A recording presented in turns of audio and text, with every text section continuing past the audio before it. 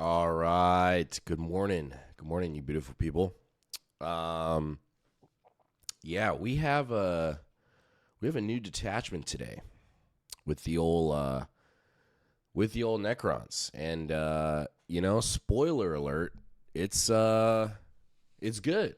It's good. Um, and so we had to do a little practice with the Starshatter Arsenal last night against one of our team members, Max. And glad he could come out. Love talking to this guy, catching up. I believe our last game, I actually looked. It was like end of October, man. All right, so let's not make it another like 6 weeks before I can see you again. Okay, that's you got to promise me, man. You got to promise me. But he's bringing out the T Suns to play tonight. We got Magnus and the 10 Termi brick. All right, as the foundation. So pretty cool. And then we have our Necron Starshatter Arsenal list, which I'm sure if you're watching this, you probably know what the strats are, at least by now, and what it does. But long story short, if I am any unit that is on an objective, I am just going to get a blanket +1 to hit. It's not just vehicles or mounted, it's any unit, and that is in shooting or in melee. And then all my vehicle and mounted units, so the Doomsday Arcs and the Locust Heavy Destroyers, are going to have Assault. So you can imagine that it's going to be a lot easier for those units to get angles in this detachment, especially when the stratagems support it as well, because you have 1 CP to move through walls with vehicles are mounted. You have 1 CP to flat 6 advance with vehicles are mounted.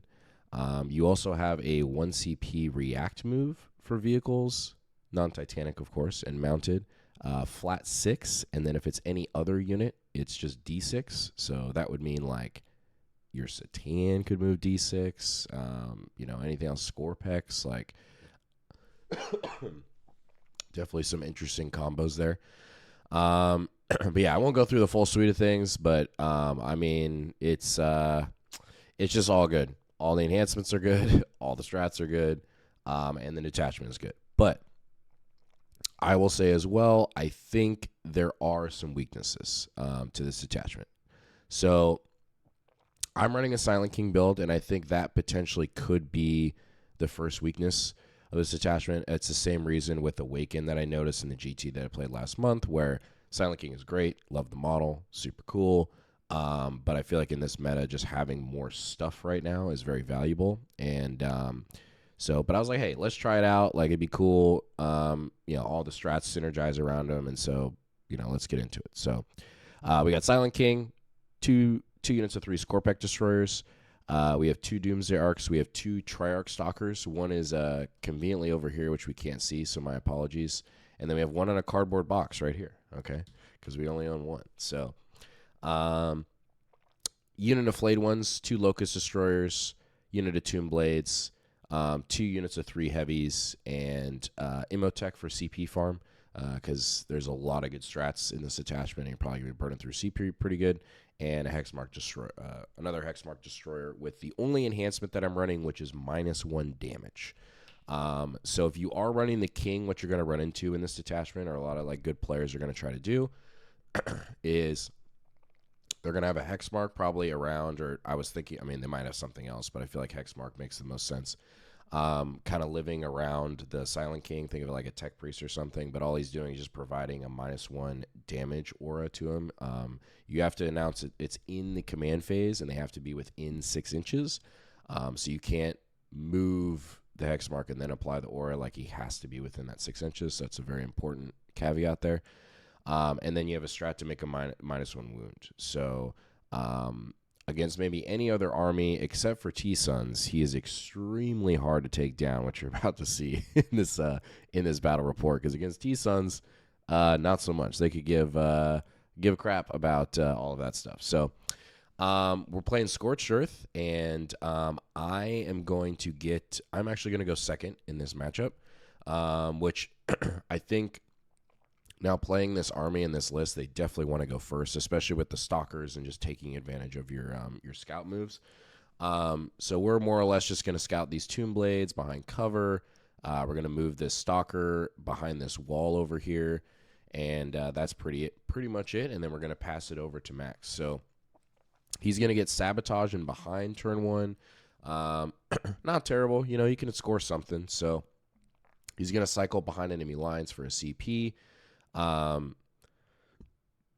he's going to sabotage with, I think, a unit in here, or with the Terminators. So originally he puts these Rubric Marines here because he wanted to kill the Hexmark, which was kind of bait, to be honest. But it saved him because he couldn't Temporal Surge to get enough guys within range to probably kill him. And he's like, no, it's fine. I was like, can you please put them back? Just please put them over here. just please do something. Like, I'm not gonna let you just have them there. Because they're gonna die. They're gonna, against this detachment, they're gonna be gone. So just please put them back over here. So you'll see in the next picture after you switch around here. That's where we end up. So I think Max positioned really well after this first turn, as we talked about. So it's kind of a bummer because a lot of the stuff was happening up here. So I apologize. It must have gotten bumped or something and didn't see it. But sorry. So he moves Magnus and the 10 Termies over here.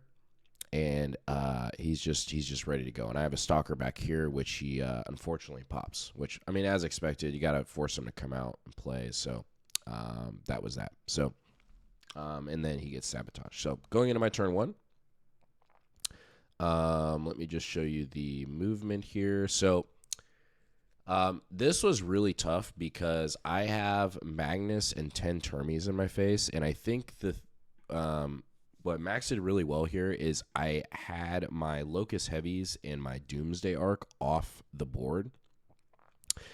And so I wasn't basically fully online yet because I'm going second. And so I can't really afford just to not shoot these guys.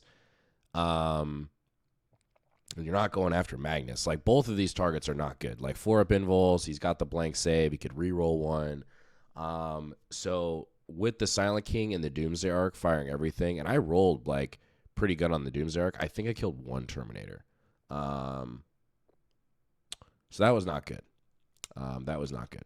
I'm not going to waste my time with Magnus right now. I don't have enough like firepower to even deal with him.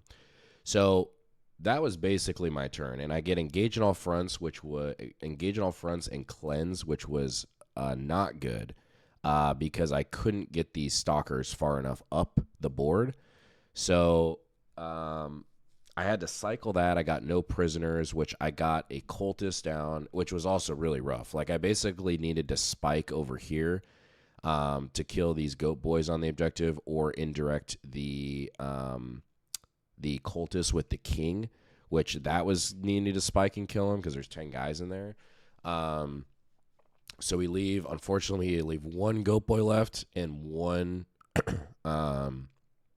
cultist left. So I'm like, all right, I know for sure I'm going to kill some next turn. We're just going to keep no prisoners. I think it's guaranteed at least 4. Maybe we can get 5. So pass it over to him. He's going to get a 10 on primary. Auto passes here. He holds this.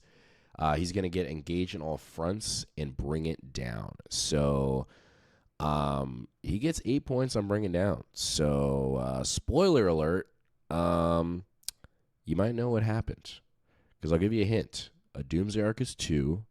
Silent King is 6. Silent King is 6. Doomsday Arc is 2. So he shifts all his resources up here. Silent King's over here. We have a Hexmark and a Doomsday Arc. And he's got his Terminators right here. Really apologize that this is unfortunate. Everything happened over here. The only part of the board I can't really see. So Magnus is right here. As you can expect, the Termies, he double Doom Bolts.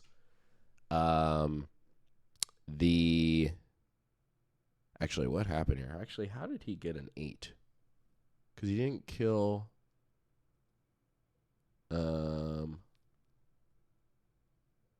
Wait, maybe I screwed that up. I can't remember. What else oh, he killed this stalker. That's what it was. That's right. Okay.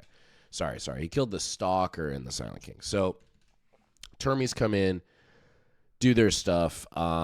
He did like I think he did a total of, with the Doom Bolts, I think he did a total of 23 mortal wounds. It's pretty cool. He rolled really well. It was definitely above average for sure. And he got the 6 on the Doom Bolt. So first Doom Bolt, 6, rolls a 5. So out the gate, I think he did like 9 mortal wounds with his Doom Bolt. Yeah, it was 9 mortal wounds. And then the Terminators brought him down, the Silent King down to 3. And then he's got the chain guns in there, which are 3 damage each. And popped him. Couldn't make enough saves. Magnus goes at the Doomsday Arc, gets him down to, I think, 5 wounds. And then I think from here, and then he pops the Stalker over here with this unit. So that'll give him an 8 on primary. And this is basically, we had to switch this around because he forgot. So that's basically the board state on, let me pull this out here. Okay, so basically it looks like this turn. So I am down both my Stalkers. And this is what's crazy about this detachment. I'm down both my Stalkers. I'm down Scorpex, and I'm down the Silent King. And those resources, I basically got nothing in return. Like, that is almost like 900 points of my army. 900 points of my army, and I haven't killed next to anything, right? So I was like, all right, Kylan's going to have to get scrappy again here. All right, we're going to have to get scrappy again with this. So I have a Doomsday Arc, and I still have a Doomsday Arc and 3 Locust Heavies in reserve. So it's pretty obvious what we needed to do this turn. This unit for sure had to die because it involves so many points. He moved out here to burn the objective. So at minimum, he's going to get a 10 on primary, and he's going to get a burn. And it was also relating to no prisoners as well, which I needed the points for. So we're going to move these Locust Heavies out. We're going to drop a Doomsday Arc here. We're going to drop the Locust Heavies here, and then we're just going to hope for the best. And then the Scorpex, hopefully I do enough damage to Magnus. Scorpex can charge in and kill Magnus, right? I do not know how I pulled this off, just FYI. Like, there are just so many things that went wrong in this game. And, okay, so here's the thing. So going into the shooting phase, these guys are going to pick up this unit more or less. The Emitic unit in this detachment is absolutely busted. 36 shots within rapid-fire range. You're on an objective. They're hitting on 2s, even without the Lord. Even without the Lord, they're just insane. Hitting on 2s, because you're on an objective, I can pop 1 CP for +1 to wound. So basically anything in the game outside of vehicles, this unit is wounding on 2s. Rerolling 1s because you're not a vehicle or monster. It is insane. Like, on average, you're probably just getting 30 wounds through at AP1 ignore cover. It's insane. So basically, with all this shooting, we almost kill this Rubric squad. So at that point, I'm like, all right, we are playing for points. I would love to shoot Magnus with this DDA, but this is a classic example. This is way more important and involves way more points. So unfortunately, I have to fire the DDA at everything with these Rubric Marines, and we thankfully get them off the board. So that was big. So we were able to get, because there's a character in there, 4 for no prisoners, and then we were recovering assets with with the flayed ones here, and then this, I think, Imotech back there. Going into the turn, so this Doomsday Arc already fired. I fire the first Doomsday Arc at Magnus before the Heavy Destroyers because he has blank damage to make him think a little bit. So I think the Doomsday Arc did pop off. I rolled a 1 and then a CP rolled it into a 6, so he got 7 shots. I got I think 5 wounds through.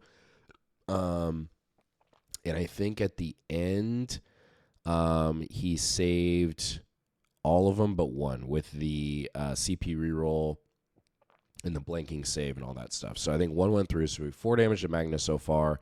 The Gauze Flare Ray actually did another 2. So he took like, I think 6 damage at that point. Locust Heavies fired. I think he failed one, was able to reroll it somehow, and then pass one. So I think 1 Locust Heavy went through. So he's down to he's taken 12 damage at this point. And then I think there was something else over here. Basically, he got down to like, I think 3 wounds with everything here. Terminators are still at full strength. They're still the big squad of 10 here. So I'm like, okay, Scorpex, come on, boys. That's the far they can move. Just a 7-inch charge. Roll a 4.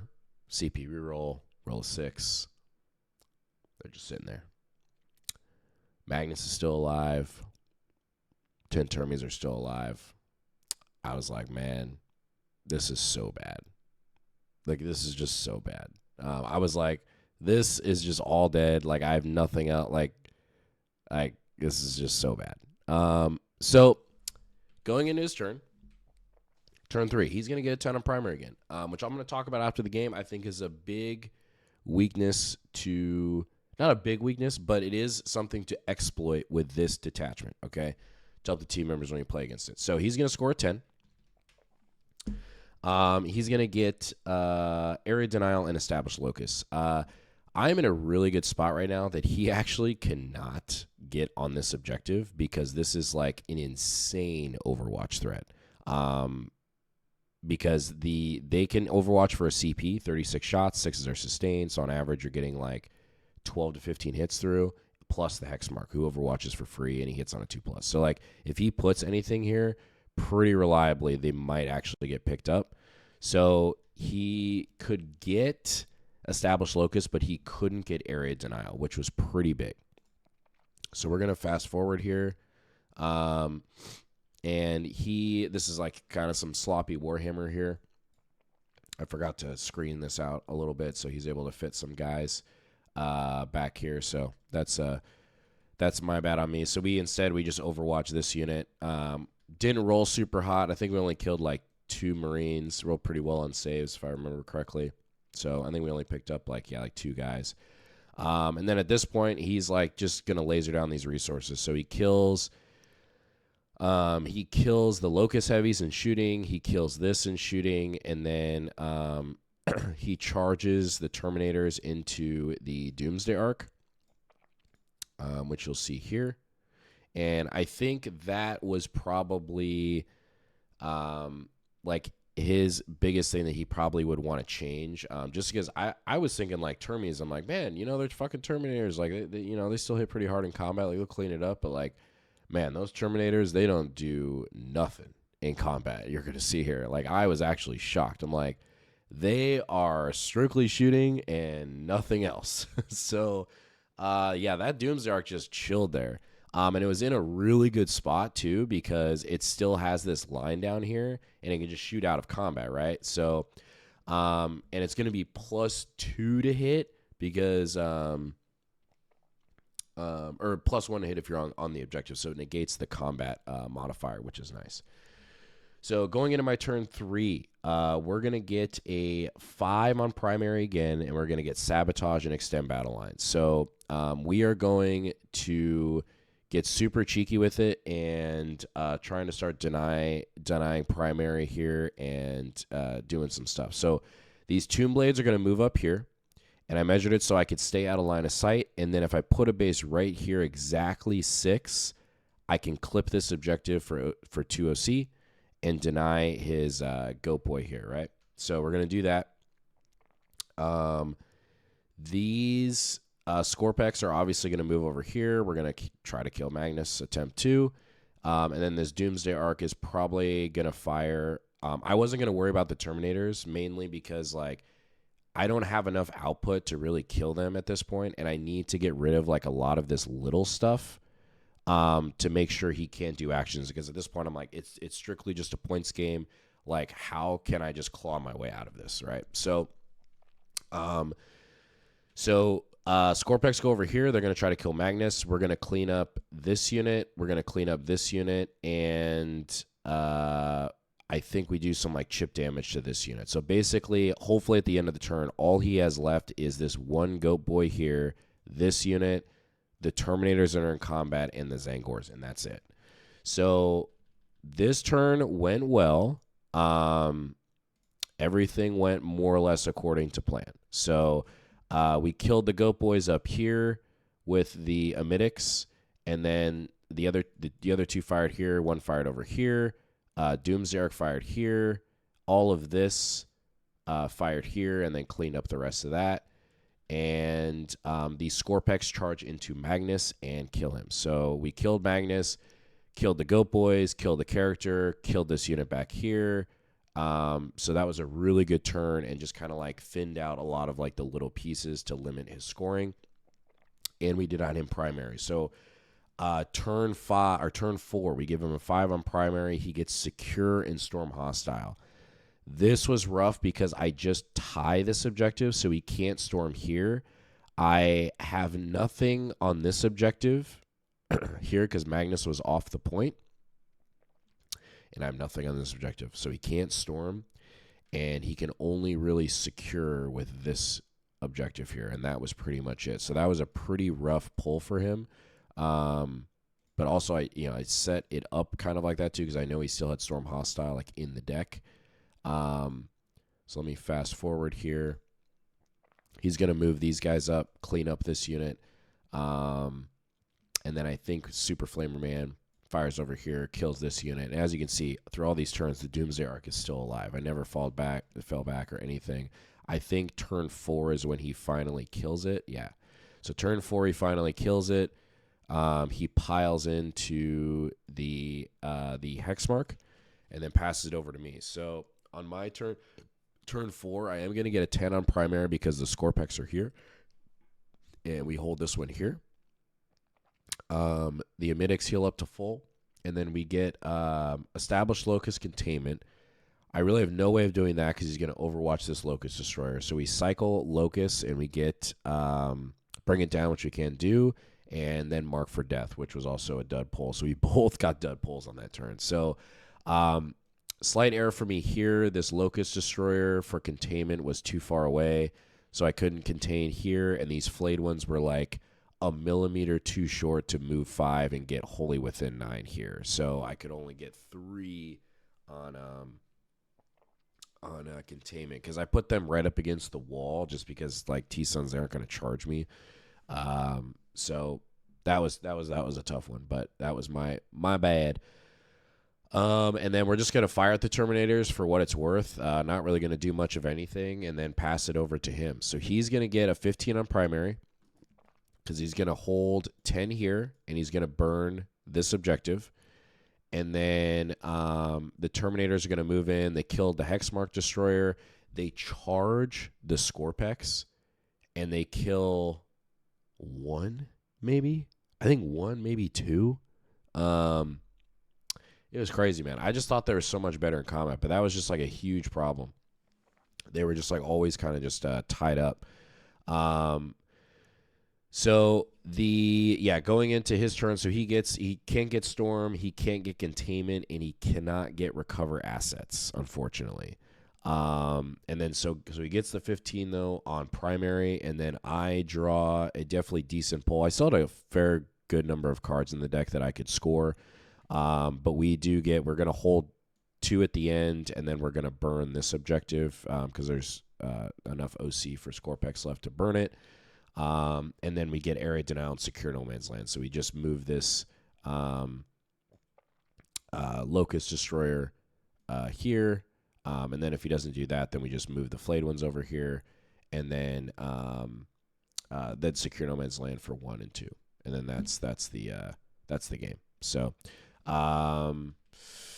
yeah, other than that, because that resource was they had to go over here to burn. So if you're wondering why there wasn't any Overwatch, that was the game. So Area Denial there, and then Secure and finish at 75-67 to the Crons. Insane game, man. Insane.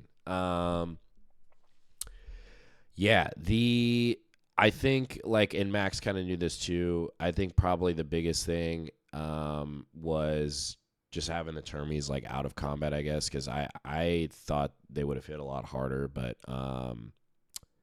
uh, yeah. So obviously, we'll never do that again. I think if the termies weren't in combat, I feel like he probably runs away with this game. Um, but yeah, this was interesting. Okay, so he kept it. I mean, keeping it within 10 against this detachment, I'd say is a W, right? But this is a really good battle report because I think it definitely exposes some weaknesses with this detachment. I think the first being, especially if you're running the Silent King, they don't have a good way really to like hold down primary and or deny your opponent's primary on most boards. So I feel like against like horde armies, potentially, I mean, I could see like a GSC, some AdMech would give them some real problems, honestly. I think AdMech, the new AdMech detachment, would play really well um, into Starshatter, because I think they have the right toolkit to deal with it and expose like its weaknesses. But I think the two biggest things, primary control is a problem, and I don't know if they love going second. I felt like if they go first, it's really really powerful. Because it just allows you to just get set up, get board control, do your move blocks, get in good firing lanes, and then on turn 2 when you're like fully online, I mean, it's basically just like, depending on the board, you just blow them up past no return, right? So, I think it's gonna be tough to say whether like what the meta is gonna be as far as like, are you gonna see the Silent King or are you gonna see the Command Barge? I think you build around one or the other. I don't think it's worth it to have both. My gut tells me in the meta and the way things are shaping out, or if like you're looking for like an all-arounder better singles list, I feel like the Catacomb Command Barge is going to be the way to go. I think just against good players, they're going to, even with like all of the strats with the Silent King that you can use and his extra movement, everything else, having a quarter of your army soaked up into that, it's a lot. And I think it just comes down to like, if you take him out of the list, like in the idea of having 4 or 5 more units to interact with the board and deny primary and still do a lot of damage, I think is probably going to be the better way to go. But that is yet to be seen. So there's no doubt about it. This list is extremely strong. The detachment is super strong. It is by far, I think, the best detachment in the book now, pending no changes. And points updates. I think even with points, it's still just as good. Honestly, I think it's like a rules change if they're gonna errata something.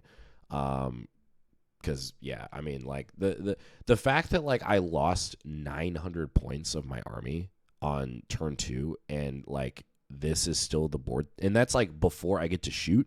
Like I'm basically fighting my 1100 point army versus his like 1800 point army at that point, and like this is still the board state at the end of the game is crazy. The Amitic destroyers are absolutely insane in this detachment. I don't know if I would skew harder into 2 units, just because there are certain matchup where they are just going to be a paperweight, mainly against like Grey Knights, Marine lists that are going to have armor contempt, like Vanguard Marines. They're literally going to do nothing other than, well, they're running scouts. Grey Knights are a real problem with this unit.